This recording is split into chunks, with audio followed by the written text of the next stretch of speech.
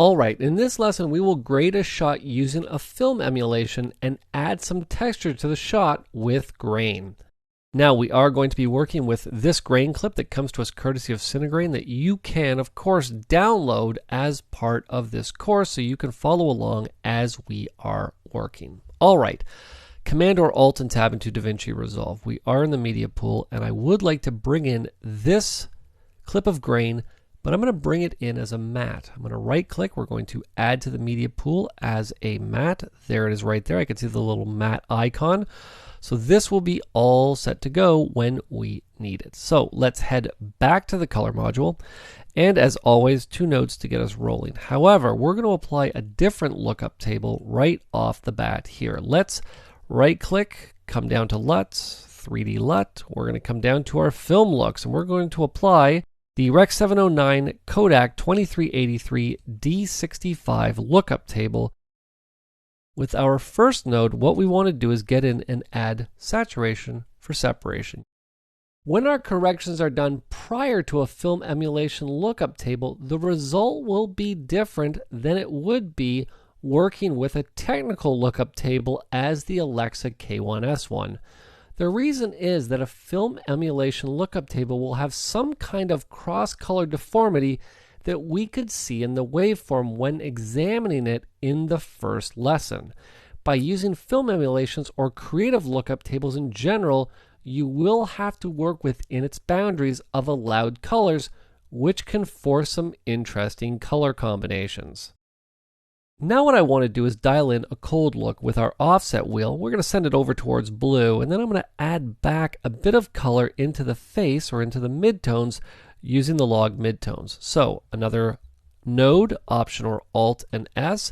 Let's grab the offset, send it over towards blue. That's looking pretty good. We're going to grab those midtones, send them all the way over there.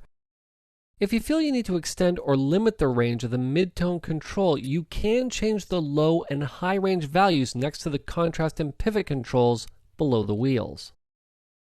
Alright, we're now ready to get in and to start working with our grain. So how are we going to go about doing this? Well, what I need to do now is to switch over to timeline mode. A couple ways that I can do this.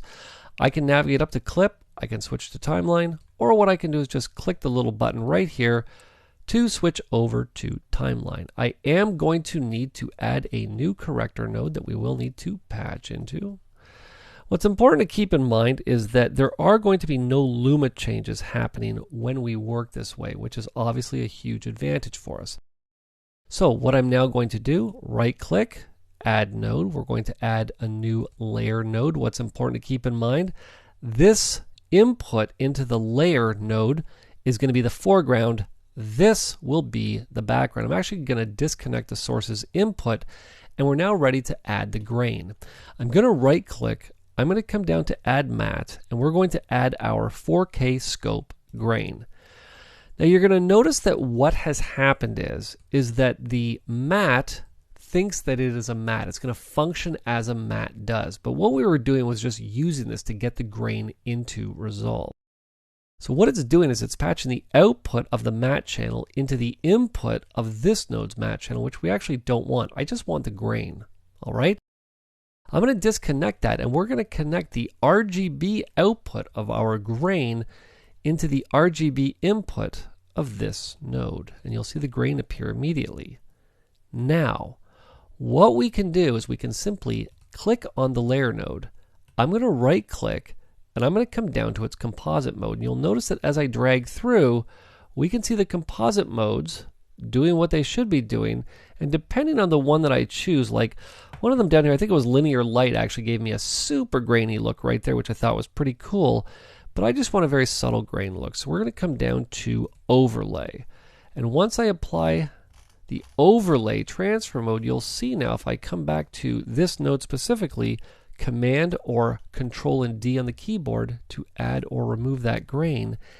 And if I just like to adjust it subtly, I can come down to my key parameter and adjust the key output gain to either remove it or add it depending on how much I want to have there. Now, I am going to get in and just make this grain a little bit more defined. Now this is optional, you don't have to do it if you don't want to, but what I'm going to do here is Option or Alt and S to add another node, and head on over to our blur parameters. Of course, we are on blur. What I'd like to do is make sure that we are on sharpen, which you can see we are here.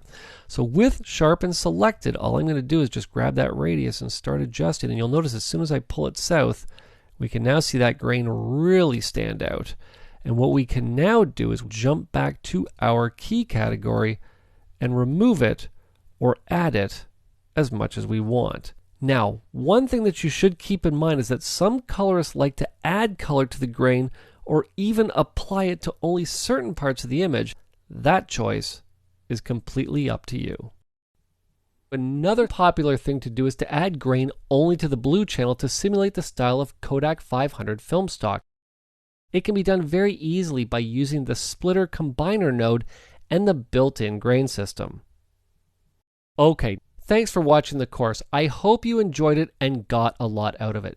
Don't forget, as always, if you have questions, you have comments, or suggestions to help make our courses and lessons better, head on over and post them in our forums at lowpost.com/forums.